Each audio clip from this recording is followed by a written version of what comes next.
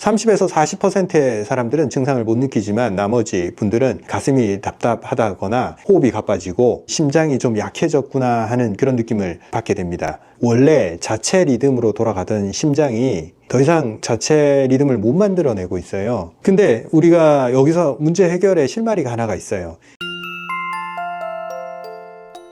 안녕하십니까, 이승훈 원장입니다. 오늘은 부정맥에 대해서 말씀드릴 건데, 부정맥 진단을 많이 받으시잖아요. 이게 젊은 층에서는 거의 등장을 하지 않습니다. 근데 65세를 넘어서면 빈도가 5%에서 10%까지 증가를 하고, 80세를 넘어가면 10에서 15%의 사람들이 부정맥 진단을 받습니다. 부정맥 한자 그대로예요. 아니부, 정도날 정, 맥박 맥. 부정맥인 사람들은 맥박이 어떻겠어요? 일정하지 않다는 거죠. 이렇게 뛰다가 갑자기 튀어오른다든가 한 타임 쉬어간다든가 정상적이지 않고 좀 무질서한 맥박 상태를 보입니다. 부정맥이 있어도 자각을 하는 경우가 많지가 않아요. 맥박은 정돈되어 있지 않은데 아무런 증상을 못 느끼는 분들도 많습니다. 한 30에서 40%의 사람들은 무증상입니다. 증상이 없어요. 그래서 더 위험한 거예요. 심방에 혈액이 오래 머물러 있으면서 혈액이 끈적끈적해지는 이 혈전이 생기는데, 이게 심장 안에 있을 땐 그나마 괜찮아요. 근데 이게 몸을 타고 돌면서 뇌로 들어가서 뇌혈관을 막으면 뇌졸중에 걸리게 되는 거죠. 그래서 위험한 거예요. 증상 없다가 갑자기 뇌졸중이 생긴다거나 그런 증상이 나기 때문에 부정맥 단계에서 이걸 해결해 주는 게 좋습니다. 30에서 40%의 사람들은 증상을 못 느끼지만 나머지 분들은 가슴이 답답하다거나 오르막을 올라가면 숨이 차고 호흡이 가빠지고 어지럽고 기운 빠지고 두근두근한 느낌을 받고 심장이 좀 약해졌구나 하는 그런 느낌을 받게 됩니다. 그래서 가서 검사를 해보면 부정맥 진단을 받고 처방을 받는데, 혈전 용해제나 혈압약 이런 종류로 혈전이 생기는 걸 막아주고 심장 박동 패턴을 좀 안정화시키는 그런 처방을 받게 됩니다. 아무래도 이 질환에 걸리는 분들은 아까도 말씀드렸듯이 나이가 영향이 제일 큽니다. 젊은 층에서는 잘 발생을 하지 않다가 60세, 65세 이렇게 나이가 증가하면서 빈도가 높아지게 됩니다. 왜 그러냐면 이 고혈압이 생기는 원인과 같아요. 혈관의 탄력성이 떨어지고 혈액이 느리게 흐르는 현상이 생깁니다. 그러면서 점점 심장 안에 혈액이 고이면서 거기서 혈전이 생기는 그런 패턴으로 가게 되어 있습니다. 심장이 건강하고 심장이 튼튼한 사람들한테는 잘 나타나지 않겠죠.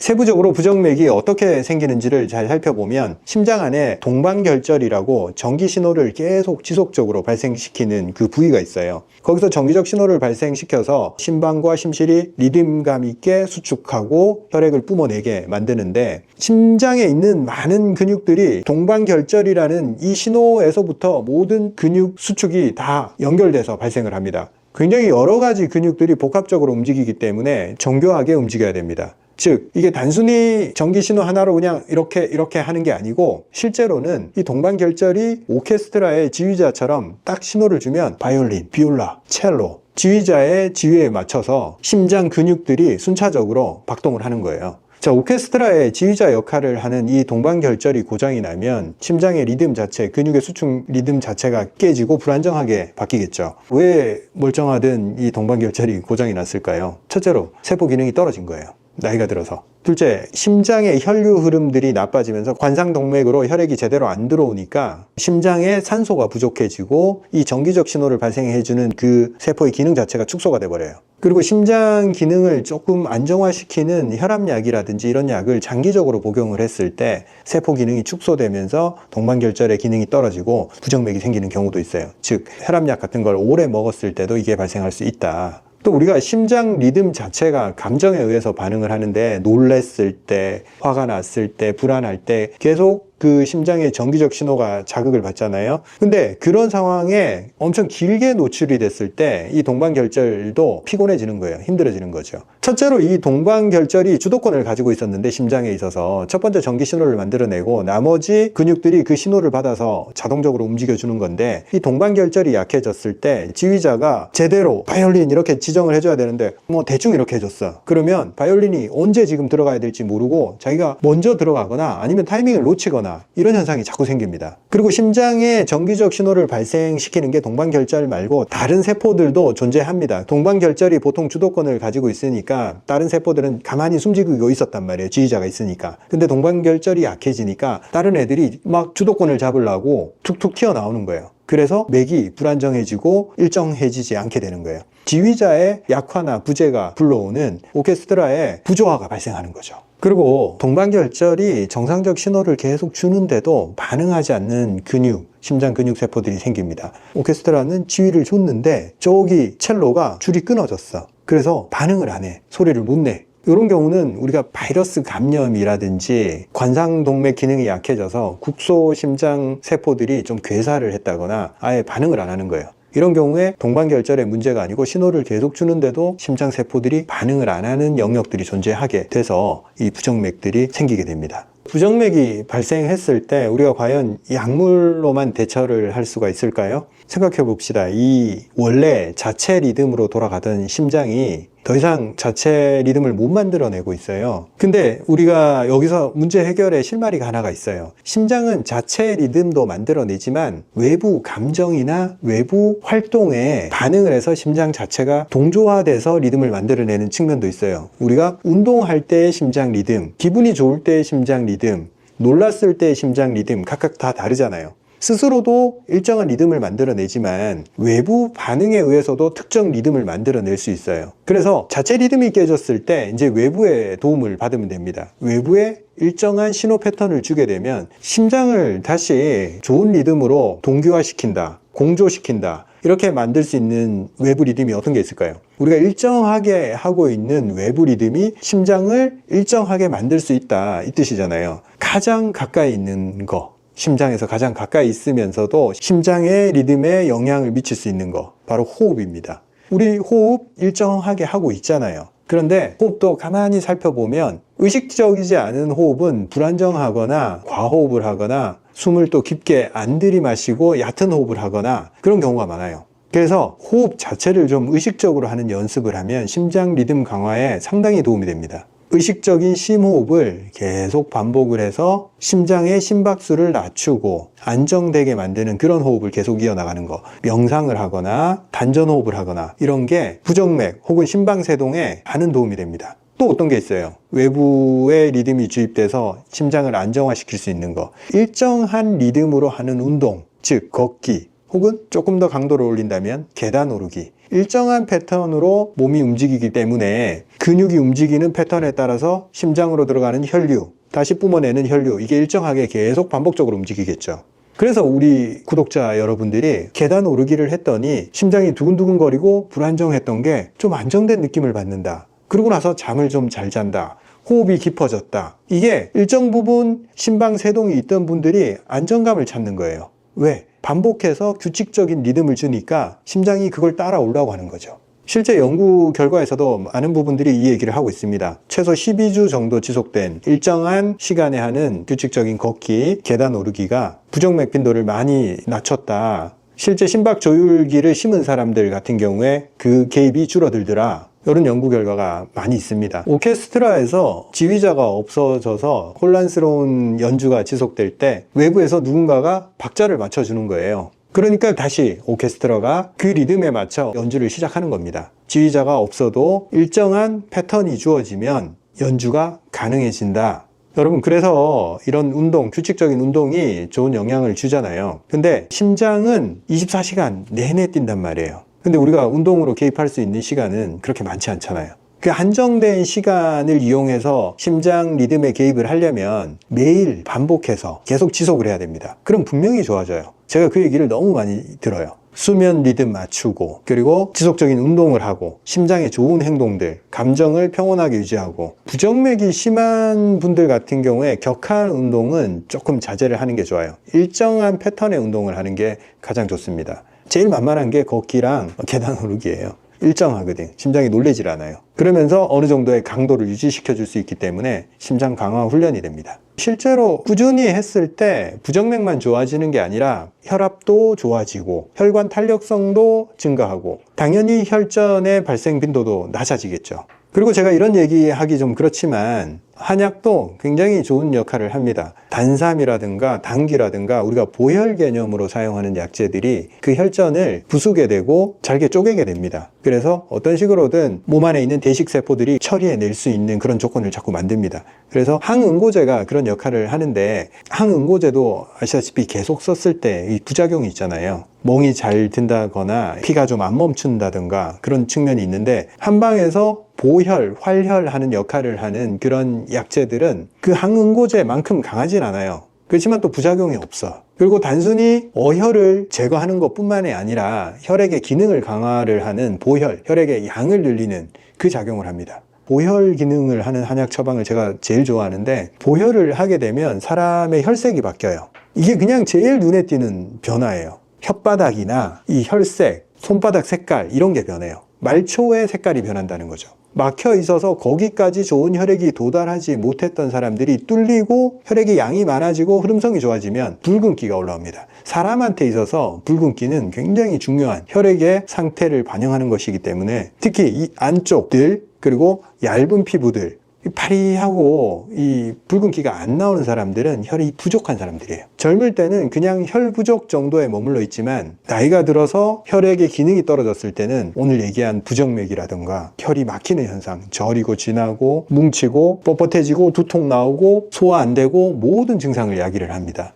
그리고 여러분 지금 이 영상을 몇 시에 보고 계세요? 그리고 일어날 때 어떤 방식으로 일어나셨어요? 혼자 깨셨어요? 아니면 알람으로 깨셨어요? 제가 해가 뜰 때 눈을 뜨면 너무 좋다라고 말씀을 드리잖아요. 그리고 그때 움직이면 좋다. 일출은 인간의 리듬을 맞추는 첫 번째 단추예요. 심장에서 첫 번째 리듬을 맞추는 그 단추, 그 스위치가 동방결절이라면, 인간의 하루의 삶에서 첫 번째 스위치는 일출입니다. 그 일출을 어떻게 사용하느냐에 따라서 그 하루가 거의 결정이 돼요. 일출 리듬에 맞춰서 하루를 정렬해 나가면 심장이 너무 부드럽게 작동을 합니다. 원래 그렇게 설계되어 있고, 일출을 하면서 깨고 심장이 박동을 하고 내 몸의 장기를 깨워내고 그런 리듬으로 움직이기 때문에. 근데 우리 어떻게 일어나요? 늦게 잤잖아. 1시, 2시 돼서 잤잖아. 그럼 아침에 못 일어나잖아. 일출 때 일어날 수가 있겠어요? 요즘 5시 반에 해 뜨는데 몇 시에 일어나겠어요? 7시, 8시에 일어나죠. 근데 어떻게 일어나? 알람 소리 듣고 놀래서, 혹은 무시하고 다시 자고, 그리고 또 아침이야, 일어나기 싫은데 이 불쾌한 기분을 먼저 주잖아요.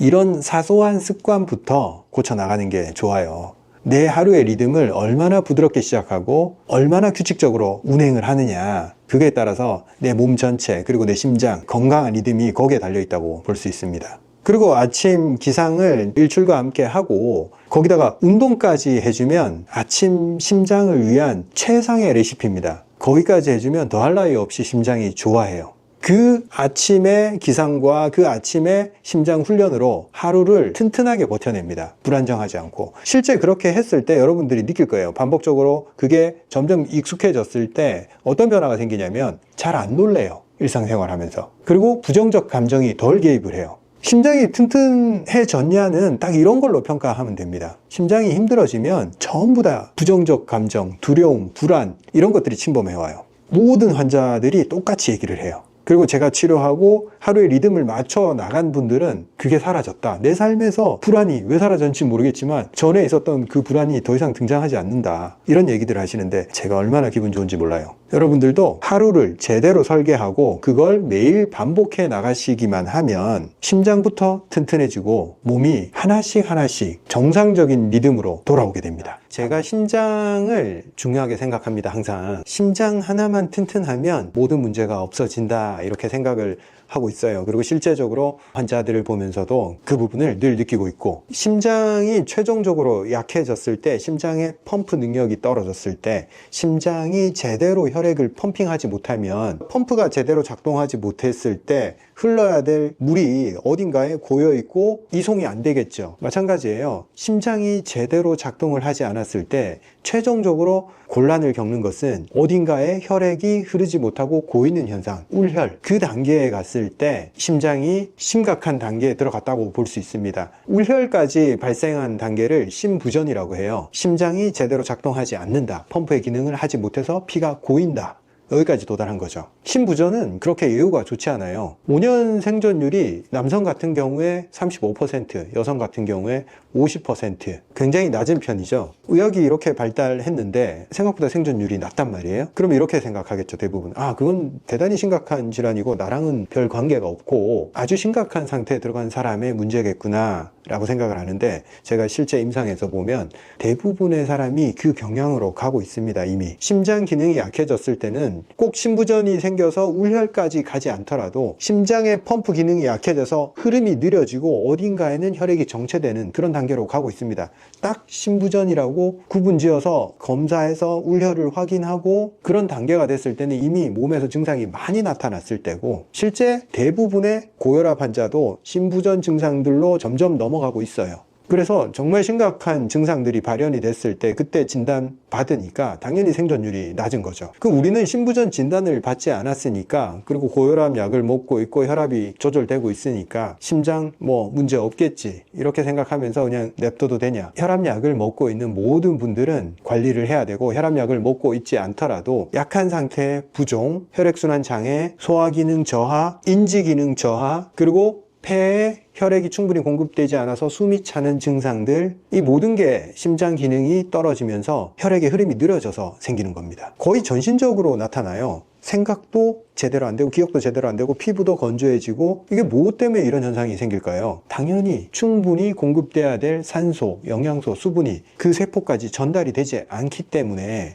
증상들이 발현이 됩니다. 우리가 심부전이라고 진단받으면 이미 다리가 퉁퉁 붓고 소화가 거의 안 되고, 사실 심부전으로 진단받는 대부분의 사람들이 이 숨이 제대로 안 쉬어져서 폐울혈 때문에 심장이 펌프질을 안 하니까 폐 쪽에 혈액이 계속 고여 있는 거예요. 그런 증상 때문에 가서 진단을 받아요, 대부분. 그래서 그 정도 심각해지니까 이제 심부전 진단받고 그 이후로 예후가 좋지 않은 겁니다.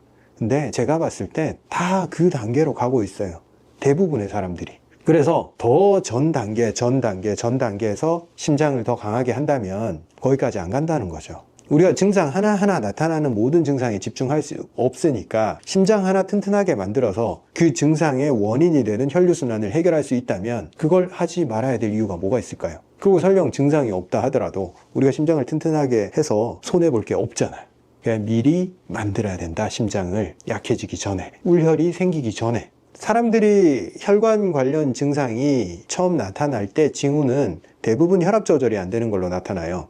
혈압이 조절되지 않기 시작했다, 이 부분에 대해서도 대부분 간단하게 혈압이 조절이 안 되네? 병원에서 혈압약 먹으라고 하네? 그러면 혈압약 먹으면 내 문제가 해결된 거야. 콜레스테롤 수치가 높네? 그래서 약을 먹으래. 그래서 약을 먹으니까 수치가 정상화가 됐대. 대부분 수치가 정상화가 되면 문제를 해결했다 이렇게 생각할 수 있어요.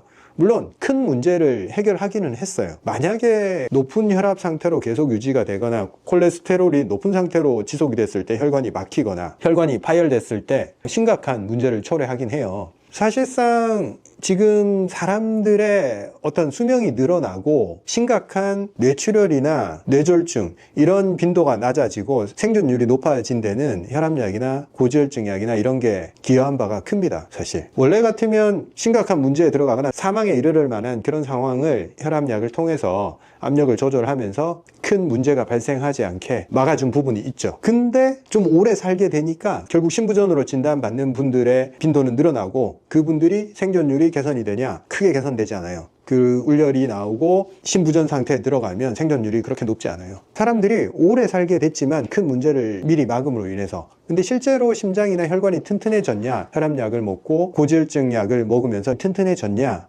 라고 묻는다면 그렇지 않아요.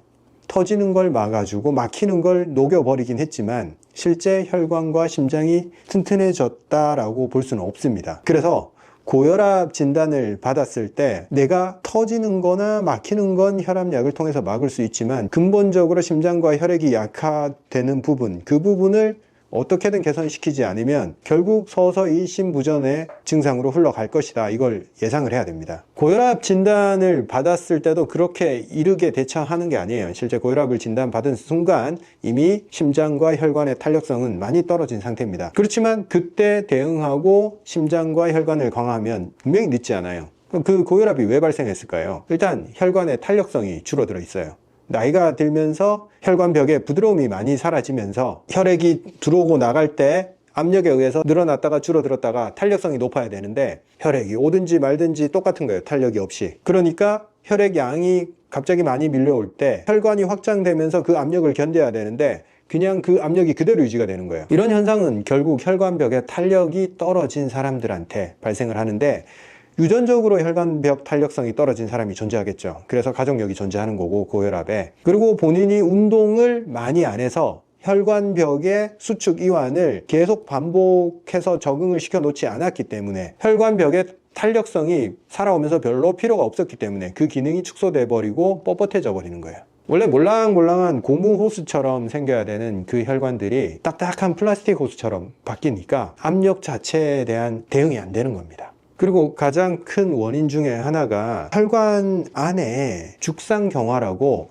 끈적끈적한 밥풀처럼 찐득찐득한 그 지방들, 그래서 죽과 같은 미끌미끌하고 끈적끈적한 물질들이 혈관벽에 이렇게 들러붙어 있다고 해서 죽상경화라고 그래요. 이런 게 생기면 당연히 혈관의 탄력이 떨어지고 혈관이 더 좁아지고 막히는 현상이 생기겠죠. 혈관의 탄력이 떨어졌을 때 어떤 일이 생기는지 한번 살펴봅시다. 혈관에서 가장 혈액과 맞닿아 있는 부위, 그 부분을 내피세포라고 합니다. 그 내피세포가 굉장히 연약해요, 사실은. 그런데 혈관의 탄력성이 줄어들고 그리고 혈중의 혈당이 높고 몸에 염증이 많아서 염증 관련 물질들이 계속 지나다니면서 혈관 내피세포를 손상을 시킵니다. 흡연 그리고 지방 섭취가 많아서 콜레스테롤 수치가 높아졌을 때 그런 것들이 혈액 내에 많이 떠돌아다니면서 내피세포들을 스크래치를 냅니다. 혈관벽이 스크래치가 나서 혈관벽 안으로 혈액 내에 이제 찌꺼기 같은 물질들, 콜레스테롤이나 LDL이나 염증 물질들이 그쪽으로 침범을 하면 그걸 이물질로 인식을 하고 그걸 고치기 위해서 대식세포들이 와서 면역 반응을 일으키고 그 면역 반응의 결과물로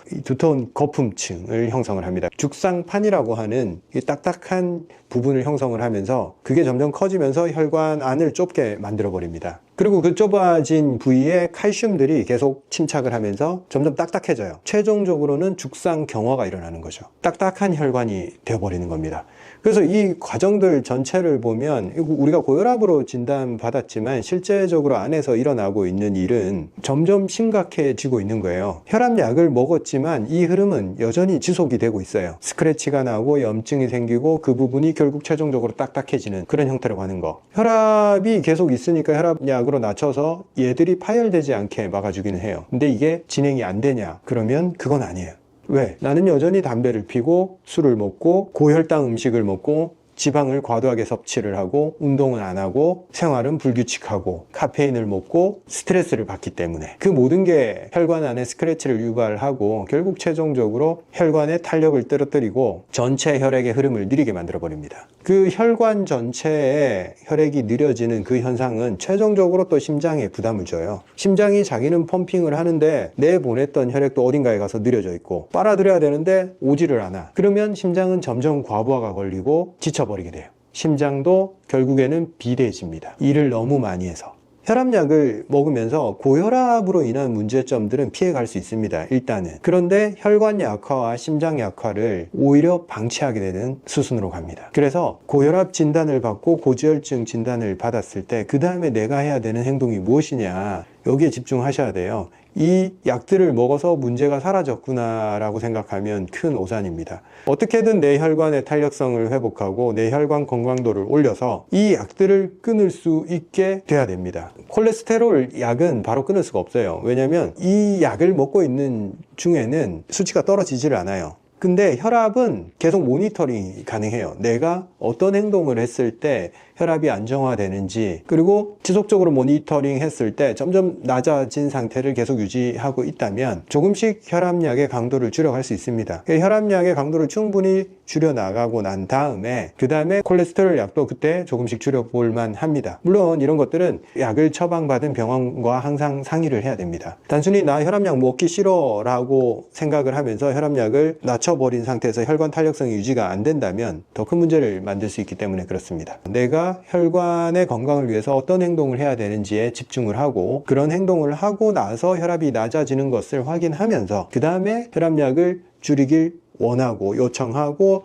상담하면서 낮춰 나가는 거예요. 그리고 혈압이 있으니까 이제 나 혈압이 많이 올라가면 안 되니까 격한 운동은 좀 제한을 해야지 라고 생각하시는데, 혈압이 높고 혈압약을 복용하고 계시더라도 등산이나 계단 오르기 같은 운동은 오히려 도움이 되니까 조금 더 그 부분에 시간 투자를 더 하셔야 됩니다. 많은 분들이 그 경험을 하세요. 계단 오르기나 등산을 하면서 심장 박동수를 올리고 심박출량을 늘리고 몸에서 혈액을 많이 갖다 쓸 것 아니에요. 혈관 속에 있는 당을 많이 소비를 하고 혈관을 안에를 깨끗하게 만들고 혈액의 흐름 속도를 빨리 하니까 혈관 청소가 되고 지저분한 것들을 훨씬 더 소비를 해버려요. 운동을 갔다 오면 혈압이 더 낮아진다, 더 안정화된다, 이렇게 다들 얘기를 해요. 실제 자기 몸에 테스트를 해보고 아, 운동이 이런 효과가 있구나 라고 자꾸 느껴봐야 됩니다.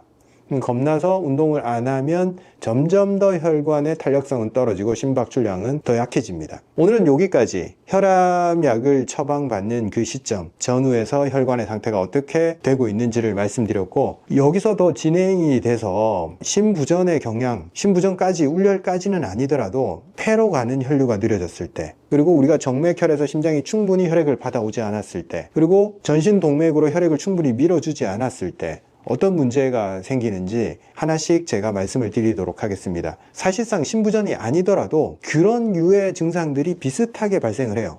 울혈까지 발생했을 때 생기는 증상이 아니라 실제 심장이 조금씩 약해지면서 그런 경향을 다 보입니다. 근데 심부전까지 진단을 안 받았다고 아직 나에게는 시간이 많아 라고 볼 수 없습니다. 우리가 오래 살게 됐다고 건강하게 살 수 있다라는 보장은 없습니다. 어떻게 대처를 하느냐에 따라서 우리가 예전보다 늘어난 수명, 그리고 그 시간을 살아가면서 확보할 수 있는 삶의 질, 이건 내가 어떻게 하느냐에 달려 있습니다. 예전 사람들이 60대까지 누릴 수 있는 그 건강 상태를 내가 80대까지 누릴 수 있을 거라 생각하면 오산입니다. 관리를 하지 않으면 이건 누구한테나 일어나는 심장 약화 문제고 혈관 약화 문제입니다. 그리고 현대 사회에서는 많은 도전을 받죠. 음식들, 습관들, 이런 것들이 심장이나 내 혈관 건강에 도움이 안 되는 것들이 주위에 너무 많아요. 그래서 정신을 차리고 살지 않으면 그냥 나는 남들처럼 살았을 뿐인데 왜 나한테 이런 문제가 생겼지라고 억울해하게 될 거예요. 생각보다 정신을 차려야지 건강을 계속 유지하면서 삶의 질을 확보할 수 있습니다. 오늘 여기까지 말씀드리겠습니다. 다음 시간에 뵙겠습니다. 감사합니다. 서초보감에서 관절 기능성 제품이 출시되었습니다. 이름은 관절관. 뭐에 중점을 뒀냐면, 제가 지금 출시하는 모든 제품이 그렇듯이 인공적이고 화학적인 재료를 넣지 않습니다. 제가 한의사이다 보니까 그런 것도 있지만 제가 위가 약하면서 관절도 약한 사람이에요. 그래서 조금 안 좋은 어떤 것들을 먹었을 때 제 위가 금방 티를 내요. 그래서 일반적인 타블렛 형태의 알약이라든지 그런 것들 제가 잘 못 먹어요. 먹으면 진짜 불편해요. 관절에 쓰는 약이나 제품들이 소염작용을 한다거나 자연유래 물질이 아닐 경우에 소화기에 바로 부담이 돼요, 보통. 그래서 소화기에 부담이 되지 않으면서 인체에 그대로 있는 물질이 뭘까 해서 선택한 물질이 N-아세틸글루코사민입니다. 줄여서 NAG라고 하는데, 이게 우리 몸에 원래 있는 성분들이에요. 이게 어디에 들어있냐면 관절 연골, 그리고 윤활액, 그 관절과 관절 사이에 윤활액, 그리고 이 연골 사이에 있는 이 물질들, 그리고 피부 촉촉하게 하는 그 부분, 그리고 안구의 점막 부분, 그리고 대장의 점막에도 이 성분이 들어있어요. 촉촉하게 하는 그 부분의 구성물질이라고 보면 됩니다. 우리 몸에 있는 것이랑 구조가 똑같아요. 그래서 넣어주면 쓰입니다.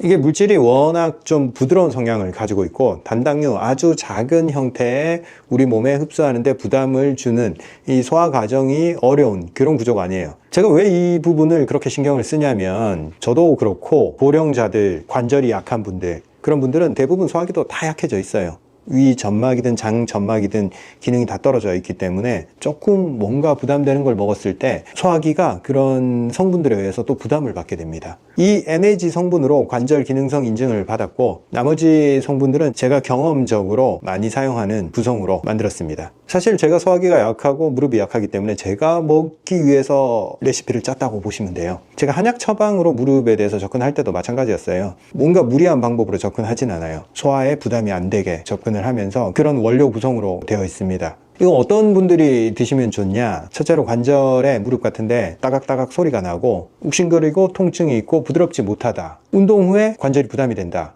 이 제품이 저 역시도 필요로 했고, 우리 구독자나 우리 환자분들도 원장님 관절 제품 좀 만들어 주세요. 계단 오르기 하고는 싶은데 관절이 너무 힘들어요. 조금 하고 나면 관절이 아파와요. 그 마음을 충분히 이해하고 있고 그런 니즈가 많다는 걸 알고 있습니다. 예전에 제가 출시를 예고 드렸는데 출시가 많이 늦어졌습니다. 그만큼 좋은 제품으로 만들기 위해서 제가 여러 가지로 신경을 많이 썼기 때문에 그렇습니다. 제품은 서초보감 쇼핑몰에서 구매 가능하시고 유튜브 밑에 뜨는 그 상품 소개 카테고리를 누르셔도 되고 댓글에도 안내를 드릴게요. 그리고 쿠팡, 네이버 여기서도 구매 가능하시니까 필요한 분들은 그렇게 이용하시면 되고 온라인 주문이 힘드신 분들 많은 거 알고 있습니다. 저희 고객센터로 전화를 통해서도 구매할 수 있게 열어드리는데 통화량이 많을 때는 주문이 좀 어려운 점이 있으니까 카톡으로 필요한 부분들을 이렇게 남겨주시면 저희가 오히려 더 빨리 대응 가능합니다. 그런 부분 전부 다 고정 댓글 첫 번째 댓글에 안내를 드릴 테니까 그 부분 참고하시면 되겠습니다. 일단 하루에 1개 드실 수 있게 설계해 놨는데 필요하신 분은 2개 정도 드셔도 상관이 없습니다. 그리고 저희 다른 제품들이랑 같이 드셔도 문제없고 지금 복용하고 계시는 처방받은 다른 약들과 같이 드셔도 전혀 문제가 없으니까 그런 부분 걱정하지 않으셔도 됩니다. 우리 모두 튼튼 카페 여러분들이 많이 가입해 주셔서 감사합니다. 게시글로만 말씀을 드렸는데 벌써 180명이 넘게 들어오셨더라고요. 제가 이 카페를 개설했던 목적은 하약을 타면서 말씀드렸듯이 어떤 운동을 지속할 수 있었던 게 운동을 열심히 하는 사람한테 내가 숟가락 얹어서 따라가기 위함도 있었고 그리고 내가 운동을 한 결과를 계속 올릴 때 사람들한테 어떤 이미지를 심어주기 때문에 나는 이런 사람이야 라는 정체성이 만들어지고 사람들이 그렇게 인식을 하기 시작하면 나는 점점 더 그런 행동을 하게 됩니다. 그래서 나 자신을 바꾸는 데 있어서 나 혼자 하는 것보다 사람들한테 알리는 게 되게 중요해요. 그리고 어떤 사람이 되어버리면 돼요. 이 카페가 그렇게 작동할 거라고 생각하고 제가 만들었습니다. 나는 계속 계단 오르기 사진을 한 장씩 올리는데 그 꾸준함이 나 자신한테도 도움이 되고 다른 사람한테도 힘이 되고 그리고 나 자신이 빠져나가려고 할 때 그걸 막아주는 장치가 되고 또 열심히 하는 사람이 있으면 거기다가 후크를 걸어서 내가 한번 딸려가 보기도 하고 아마 그렇게 작동할 거라고 생각합니다. 그리고 카페에 이달의 인기 멤버, 2주의 인기 멤버 이런 기능들이 있더라고요. 열심히 활동해 주시고 다른 분들한테 동기부여가 되는 분들은 제가 서초보감 제품들 중에 이분이 필요하겠다 싶은 것들을 선별해서 보내드리도록 하겠습니다. 그리고 카페를 통해서 챌린지나 이벤트를 계속 열 생각이에요. 저희 제품들 할인 행사라든가 그런 것들도 카페를 통해서 할 테니까 이 카페에 들어와서 동기부여도 받고 실속도 챙겨가고 그러면 좋겠습니다. 카페에서 같이 활동 많이 하자고요. 제 닉네임은 후쌤입니다. 어떤 한 분이 그렇게 부르고 계시더라고요. 후쌤 덕분에 어쩌고저쩌고 이거 좋은데? 더 친근감 있고 그렇게 불러주시니까 저도 참 괜찮다고 생각합니다. 저를 그냥 가볍게 후쌤이라고 불러주시면 되겠습니다. 감사합니다.